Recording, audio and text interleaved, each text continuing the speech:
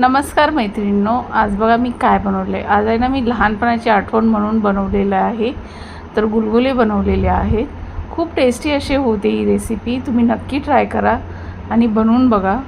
तर चला तर मग वेळ न घालवता आपण बनवायला घेऊया.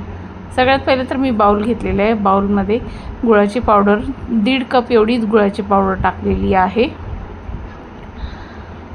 तर तुम्ही गुळाच्या पावडरच्या ऐवजी आहे ना, तर गूळ पण घेतलात ना तरी चालतं.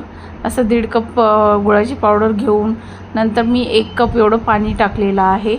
तर त्या पाण्यामध्ये गूळ व्यवस्थित वितळून घ्यायचा आहे आणि त्याच्यामध्ये आता गव्हाचं पीठ टाकायचं आहे.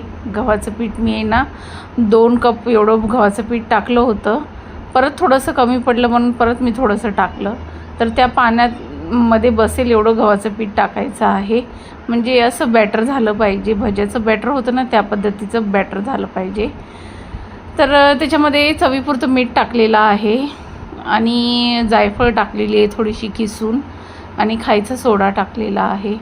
खूप टेस्टी अशी भजी आहे. तुम्ही नक्की ट्राय करा. आता बघा, खायचा सोडा टाकते मी अर्धा चम्मच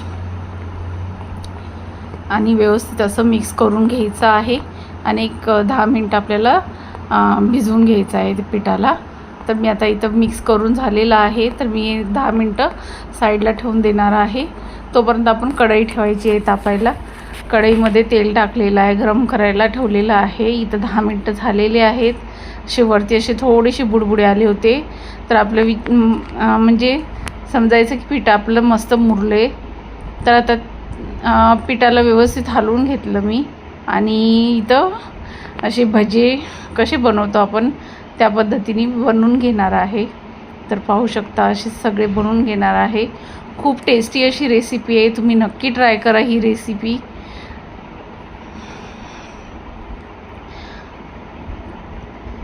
तर माझी लहानपणाची आठवण म्हणून मी बनवलेलं आहे. आता पण माझ्या आईकडे मी गेली ना, तर मी हे नक्की बनवून आईला बोलते नक्की बनवायला, तर आई नक्की बनवून देते. तर पाहू शकता, अशाच पद्धतीने मी सगळे गुलगुले बनवून घेणार आहे. तर ही डिश आहे ना, म्हणजे सगळीकडे बनली जाते.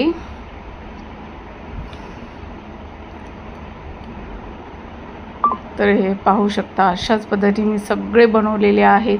तर मैत्रिणींनो, माझी रेसिपी आवडली असेल तर लाईक, शेअर, सबस्क्राईब करायला विसरू नका. कमेंट करून सांगा की तुम्हाला आवडली का माझी रेसिपी. तर तुम्ही पण नक्की ट्राय करा. चला तर मग बाय.